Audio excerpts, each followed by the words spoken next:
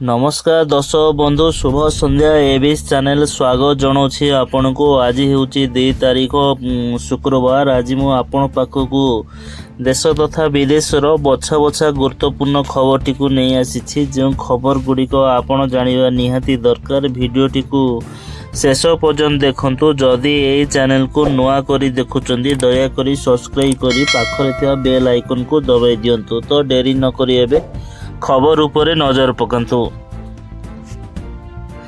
आजिर प्रथम अपडेट रही ओडिशा सरकार ग्राम उन्नयन विभागर समस्त सरकारी कार्य ओडिया भाषा व्यवहार एवं ग्राम उन्नयन विभाग प्रमुख शासन सचिव श्री संजय कुमार सिंह द्वारा एक संक्रांतिक एक विभागीय निर्देशना जारी कर आधार ग्राम उन्नयन विभागर समस्त अधिकारी कर्मचारी कार्यालय नथिपत्र एवं समस्त पत्रालाप ओडिया भाषा करेंगे।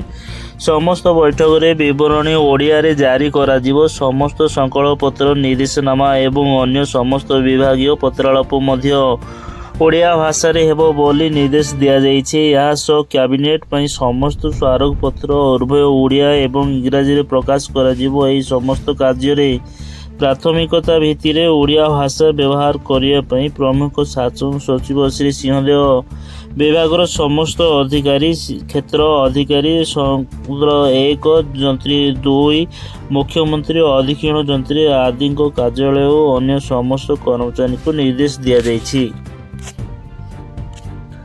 परवर्ती अपडेट रही पुणी साइबर ठकेई शिकार हेले जड़े व्यक्ति ठक लुटि नेले 5,27,397 टंका।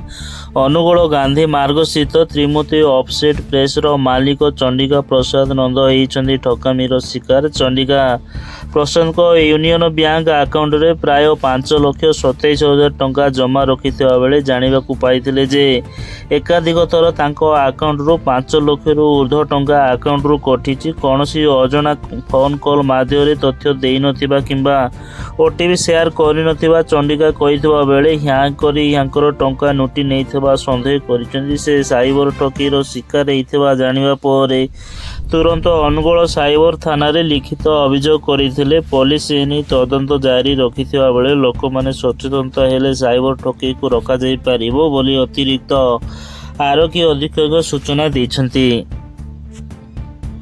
अपडेट रही झारखंड और यार पार्श्ववर्ती अंचल रही घनय बल सह राज्य उपरे मौसुमी ट्रफ लाइन सक्रिय रही। यार प्रभाव में मयूरभंज जिले में मेघपाग सांगक वर्षा जारी रही। जिले में प्रबल रु अति प्रबल वर्षा। मयूरभंज जिलूर आंचलिक पाणीपाग विभाग पक्षर ऑरेंज वार्निंग जारी कराई।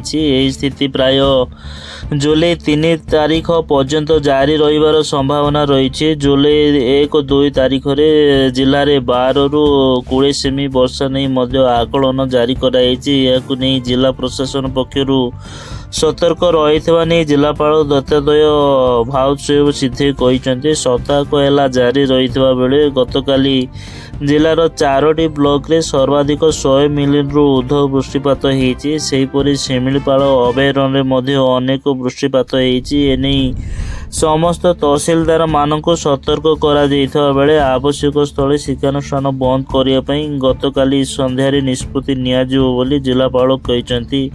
एसआरसी निर्देश क्रमे भूस्खलन स्थिति जिला प्रशासन को दृष्टि रखी समस्त अधिकारी मानक छुट्टी बातिल होगा सह मुख्यालय सतर्क रहिबाकु जिलापाल श्री सिद्धे निर्देश देइछन्ति।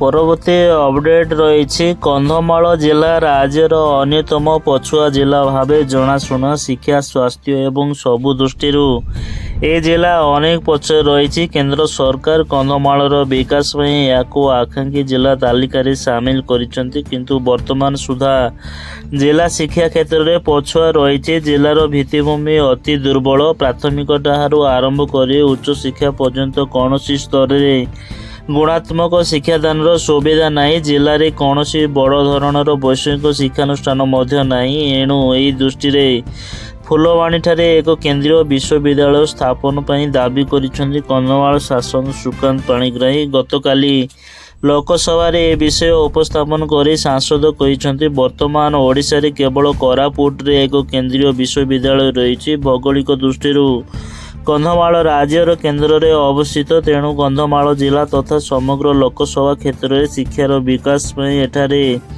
କେନ୍ଦ୍ରୀୟ ବିଶ୍ୱବିଦ୍ୟାଳୟ ସ୍ଥାପନ ପାଇଁ ସାଂସଦ କେନ୍ଦ୍ର ସରକାରଙ୍କୁ ନିବେଦନ କରିଛନ୍ତି। ଗତ 3 ତାରିଖ ତଳେ ସାଂସଦ କନ୍ଧମାଳ ସଂସଦୀୟ କ୍ଷେତ୍ରରେ ଆବଶ୍ୟକତାକୁ ଦୃଷ୍ଟିରେ ରଖି ଆଉ 600ଟି ମୋବାଇଲ ଟାୱାର ସ୍ଥାପନ ପାଇଁ ଦାବି କରିଥିଲେ। ବିଶେଷ କରି କନ୍ଧମାଳ ଆକାଂକ୍ଷୀ ଜିଲ୍ଲା ଯୋଜନାରେ ସାମିଲ ଥିବାରୁ ଜିଲ୍ଲା ପ୍ରତି ସ୍ୱତନ୍ତ୍ର ସ୍ଥାନ ଦେବା ପାଇଁ ସେ କେନ୍ଦ୍ର ସରକାରଙ୍କୁ ଅନୁରୋଧ କରିଛନ୍ତି। ପରବର୍ତ୍ତୀ ଅପଡେଟ୍ ରହିଛି, ବିଷାକ୍ତ ଖାଦ୍ୟ ଖାଇ ଅସୁସ୍ଥ ହୋଇପଡ଼ିଲା ହାତୀ ଛୁଆ। ଆଠଗଡ଼ ରେଞ୍ଜ ଅନ୍ତର୍ଗତ ସୁଦର୍ଶନପୁର ପନ୍ତେଇ ଠାକୁରାଣୀ ମନ୍ଦିରର ନିକଟ ସରିଷପାଳ ଜଙ୍ଗଲରେ ଏକ ଅସୁସ୍ଥ ଛୁଆ ମାଇ ହାତୀକୁ ଠାବ କରିଥିଲା ଆଠଗଡ଼ ବନ ବିଭାଗ। ଘଟଣାସ୍ଥଳରେ ଆଠଗଡ଼ ବନ ବିଭାଗ କର୍ମଚାରୀଙ୍କ ସହିତ ଢେଙ୍କାନାଳ କପିଳାସର ସ୍ୱତନ୍ତ୍ର ରାପିଡ୍ ରେସ୍ପନ୍ସ ଟିମ୍ ପହଞ୍ଚି ଚିକିତ୍ସା ଜାରି ରଖିଥିଲେ। ହାତୀଟି ଧୀରେ ଧୀରେ ସୁସ୍ଥ ହେବା ସହିତ ଠିଆ ମଧ୍ୟ ହୋଇଥିଲା। ଯେହେତୁ ଜଙ୍ଗଲ ମଧ୍ୟରେ ଚିକିତ୍ସା ଠିକ୍ ଭାବରେ ହୋଇପାରିଲା ନାହିଁ, ଅଧିକ ଚିକିତ୍ସା ପାଇଁ ନନ୍ଦନକାନନକୁ ହାତୀ ଛୁଆକୁ ପଠାଇଥିବା ଆଠଗଡ଼ ରେଞ୍ଜର ରବୀନ୍ଦ୍ର ନାୟକ ସୂଚନା ଦେଇଛନ୍ତି। ପରବର୍ତ୍ତୀ ଅପଡେଟ୍ ରହିଛି, ବନ୍ଧା ହେବେ ଅଧିକାରୀ, ସରକାରୀ ତହସିଲ ବିଲ୍କୁ ଆତ୍ମସାତ ହୋଇଥିବା ଟଙ୍କା ଗତକାଲି ବିଧାନସଭାରେ ଆସିଛି। ଆଖି ତରାଟି ଦେଲା ଭଳି ତଥ୍ୟ ମିଳିଥିବା ସୂଚନା ଅନୁସାରେ ସମବାୟ ବ୍ୟାଙ୍କଗୁଡ଼ିକରେ ହୋଇଛି 200 କୋଟିରୁ ଅଧିକ ଦୁର୍ନୀତି। ତଥ୍ୟ କହୁଛି, ରାଜ୍ୟରେ ମୋଟ 18ଟି କେନ୍ଦ୍ରୀୟ ସମବାୟ ବ୍ୟାଙ୍କରେ ହୋଇଛି 147 କୋଟି ଟଙ୍କାର ଦୁର୍ନୀତି।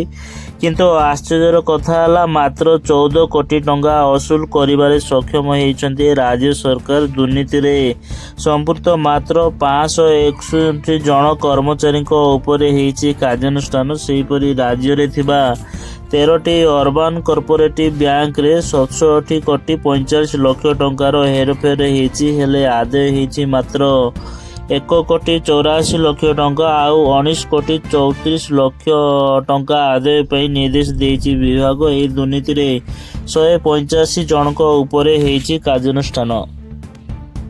ପରବର୍ତ୍ତୀ ଅପଡେଟ୍ ରହିଛି, ଗୃହର ମର୍ଯ୍ୟାଦା ହାନି ଅଭିଯୋଗରେ ଝାଡ଼ଖଣ୍ଡ ବିଧାନସଭା ବାଚସ୍ପତି ବିଜେପିର 18 ଜଣ ବିଧାୟକଙ୍କୁ ନିଲମ୍ବନ କରିଛନ୍ତି ଅଧ୍ୟକ୍ଷ ରବୀନ୍ଦ୍ରନାଥ ମହିନ୍ଦା। ବିଧାନସଭାରେ ଧାରଣା ଏବଂ ହଙ୍ଗାମା କରୁଥିବା ଏହି ବିଧାୟକଙ୍କୁ ଅଗଷ୍ଟ 2 ତାରିଖ ପର୍ଯ୍ୟନ୍ତ ନିଲମ୍ବିତ କରିଛନ୍ତି। ଏହା ସହ ମାର୍ଶାଲଙ୍କ ଦ୍ୱାରା ସେମାନଙ୍କୁ ଗୃହରୁ ବାହାର ମଧ୍ୟ କରିଛନ୍ତି। ଆହୁରି ମଧ୍ୟ ବାଚସ୍ପତି ବିଧାନସଭାର ଏଥିକ୍ସ କମିଟିକୁ ଏହି ବିଧାୟକ ଆଚରଣର ଯାଞ୍ଚ କରି 1 ସପ୍ତାହ ମଧ୍ୟରେ ରିପୋର୍ଟ ଦେବାକୁ ନିର୍ଦ୍ଦେଶ ଦେଇଛନ୍ତି। ପ୍ରକୃତରେ ଏହି ବିଧାୟକମାନେ ରୋଜଗାର ସହ ବିଭିନ୍ନ ପ୍ରସଙ୍ଗ ଉପରେ ମୁଖ୍ୟମନ୍ତ୍ରୀ ହେମନ୍ତ ସୋରେନ କୌଣସି ଉତ୍ତର ନ ରଖିବାକୁ ନେଇ ବିରୋଧ ପ୍ରଦର୍ଶନ କରୁଥିଲେ। ଆଉ ଗତକାଲି ଏହି ବିଧାୟକମାନେ ଧାରଣା ଦେବା ସହ ରାତି ସାରା ବିଧାନସଭାରେ ହିଁ ରହିଥିଲେ। ହେଲେ ଗୁରୁବାର ଗୃହ କାର୍ଯ୍ୟ ଆରମ୍ଭ ହେବା ପରେ ସେମାନେ ଗୃହ ଭିତରକୁ ଆସି ପୁଣି ଥରେ ହଙ୍ଗାମା କରିଥିଲେ।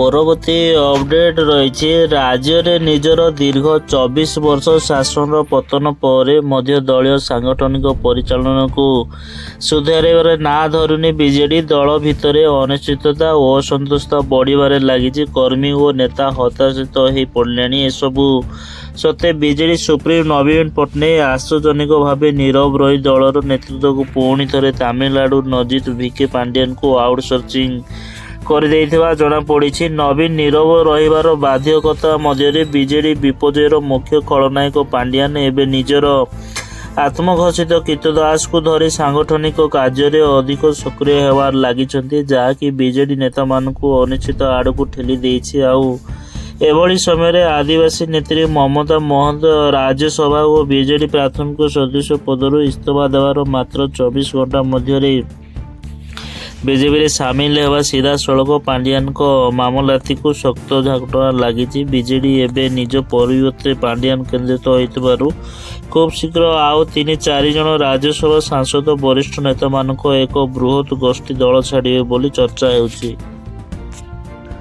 ପରବର୍ତ୍ତୀ ଅପଡେଟ୍ ରହିଛି, ୱାୟାନାଡ଼ ଭୂସ୍ଖଳନରେ ଦୁଃଖଦ ପରିସ୍ଥିତି ମଧ୍ୟରେ ଏକ ଖୁସି ଖବର ସାମ୍ନାକୁ ଆସିଛି। ଉଦ୍ଧାରକାରୀ ଟିମ୍ ଚାରି ଜଣଙ୍କୁ ସୁରକ୍ଷିତ ଉଦ୍ଧାର କରିଛନ୍ତି। ସେମାନଙ୍କ ମଧ୍ୟରେ 2 ଜଣ ମହିଳା ଥିବାବେଳେ 2 ଜଣ ପୁରୁଷ ଅଛନ୍ତି। ସୂଚନା ଅନୁସାରେ ଆଜି ଭାରତୀୟ ସେନା ୟାନଡର ଉଦ୍ଧାର କରିବା ସମୟରେ କୁନୁର 4 ଜଣଙ୍କୁ ଜୀବନ୍ତ ଉଦ୍ଧାର କରିଛି। ହେଲିକପ୍ଟର ସାହାଯ୍ୟରେ ଅତି ସାବଧାନତାର ସହ ସେମାନଙ୍କୁ ଉଦ୍ଧାର କରାଯାଇଛି। ଉଦ୍ଧାର ହୋଇଥିବା 2 ଜଣ ମହିଳାଙ୍କ ମଧ୍ୟରୁ ଜଣେ ମହିଳାଙ୍କ ଗୋଡ଼ରେ ଆଘାତ ଲାଗିଥିବା କୁହାଯାଇଛି। ତାଙ୍କୁ ଡାକ୍ତରଖାନାରେ ଭର୍ତ୍ତି କରାଯାଇଥିବା ବେଳେ ଅନ୍ୟମାନେ ସୁସ୍ଥ ଅଛନ୍ତି। କୁଢ଼ ଶବ ମଧ୍ୟରେ 4 ଜଣ ଜୀବନ୍ତ ଉଦ୍ଧାର ହେବା ନିଶ୍ଚିତ ରୂପେ ଖୁସି ଖବର। ସେପଟେ 308 ଜଣଙ୍କ ମୃତଦେହ ଉଦ୍ଧାର ହେଲାଣି। ଏବେ ବି ମାଟି ତଳେ ଜୀବନ ଥିବା ଆଶାରେ ଉଦ୍ଧାର କାର୍ଯ୍ୟରେ ନିୟୋଜିତ ଅଛନ୍ତି ଉଦ୍ଧାରକାରୀ ଟିମ୍। ପରବର୍ତ୍ତୀ ଅପଡେଟ୍ ରହିଛି। ଉଦୟଗିରି ପୁଲିସ ଗତକାଲି 10 ବର୍ଷ ଧରି ଫେରାର ଥିବା ଅପହରଣ ଏବଂ ଦୁଷ୍କର୍ମ ମାମଲାରେ ଅଭିଯୁକ୍ତକୁ ଗିରଫ କରି କୋର୍ଟ ଚାଲାଣ କରିଛି। ଅଭିଯୁକ୍ତ ଜଣକ ହେଉଛନ୍ତି ନୂଆଗଡ଼ ବ୍ଲକ ତାରାପଡ଼ା ପଞ୍ଚାୟତ ଲେଙ୍ଗେ ଗ୍ରାମର କୁନା ସିଂ। 2014 ମସିହାରେ ଜଣେ ନାବାଳିକ ଅପହରଣ ଦୁଷ୍କର୍ମ ନେଇ କୁନା ନାମରେ ଏକ ଉଦୟଗିରି ଥାନାରେ ଏତଲା ଦିଆଯାଇଥିଲା। ମାମଲା ରୁଜୁ ପରେ ସେ ଫେରାର ହୋଇଯାଇଥିଲା। ହାଇଦ୍ରାବାଦରେ ଆତ୍ମଗୋପନ କରି କାମ କରୁଥିଲା। ତେବେ କୁନା ନିଜ ଗ୍ରାମ କିଛି ଦିନ ହେଲା ଫେରିଥିବା ବେଳେ ଗତକାଲି ପାରଳାଖେମୁଣ୍ଡିରେ ବୁଲୁଥିବା ସୂଚନା ମିଳିଥିଲା। ଉଦୟଗିରି ଥାନା ଅଧିକାରୀ ସବ୍ୟସାଚୀ ମଲ୍ଲ ସଦଳ ବଳେ ପାରଳାଖେମୁଣ୍ଡି ଯାଇ ତାଙ୍କୁ ଗିରଫ କରିବାରେ ସଫଳ ହୋଇଥିଲେ। ତାଙ୍କୁ ପାରଳାଖେମୁଣ୍ଡି ପକ୍ସୋ ସ୍ୱତନ୍ତ୍ର ବିଚାରପତିଙ୍କ ଅଦାଲତରେ ହାଜର କରାଯାଇଥିଲା। ଜାମିନ ନାମଞ୍ଜୁର ହେବାରୁ କୁନାଙ୍କୁ ଜେଲ୍ ହାଜତକୁ ପଠାଇ ଦିଆଯାଇଛି। ଆଜିର ଶେଷ ଅପଡେଟ୍ ରହିଛି। ହମାସ ନେତା ଇସ୍ରାଏଲ ହାମିଙ୍କ ହତ୍ୟା ପରେ ମଧ୍ୟ ପୂର୍ବରେ ଉତ୍ତେଜନା ଚରମରେ ରହିଛି, ଯାହାକୁ ନେଇ ଆଲର୍ଟକୁ ଆସିଛି ଆମେରିକା। ୟୁଏସ୍ ସେନା ଇସ୍ରାଏଲ ଉପରେ ଯେକୌଣସି ଆକ୍ରମଣ ସ୍ଥିତିରେ ମୁକାବିଲା ପାଇଁ ମଧ୍ୟ ପୂର୍ବରେ ଅତି କମ୍ରେ 12 ଯୁଦ୍ଧପଥ ମୁତୟନ କରିଛି। ୱାଶିଂଟନ ପୋଷ୍ଟ ପେଣ୍ଟାଗନ ଅଧିକାରୀଙ୍କ ବୟାନକୁ ନେଇ ନିଜ ରିପୋର୍ଟରେ ଏହା ଦାବି କରିଛି। ଏଥିରେ ବିମାନ ବାହକ ପଥ, ୟୁଏସ୍ଏସ୍ ଥିଓଡୋର ରୁଜଭେଲ୍ଟ, ଭୂପୃଷ୍ଠ ଏବଂ ସମୁଦ୍ରର ଆକ୍ରମଣ କରିବାରେ ସକ୍ଷମ ଦଳ ଏବଂ 4000ରୁ ଅଧିକ ମେରାଇନ୍ ଏବଂ ନାଭିକ୍ ଅଛନ୍ତି। ରିପୋର୍ଟ ଅନୁସାରେ ଫରାସୀ ସାଗର ଏବଂ ପୂର୍ବ ଭୂମଧ୍ୟ ସାଗରରେ ମୁତୟନ କରାଯାଇଛି। ଏହା ସହ ଆମେରିକା ଲୋହିତ ସାଗରରେ ଯୁଦ୍ଧପଥକୁ ହଟାଇ ଦେଇଛି। ସେଠାରେ ଏହା ବାଣିଜ୍ୟ ଜାହାଜଗୁଡ଼ିକ ସୁରକ୍ଷା ପାଇଁ ମୁତୟନ କରାଯାଇଥିଲା।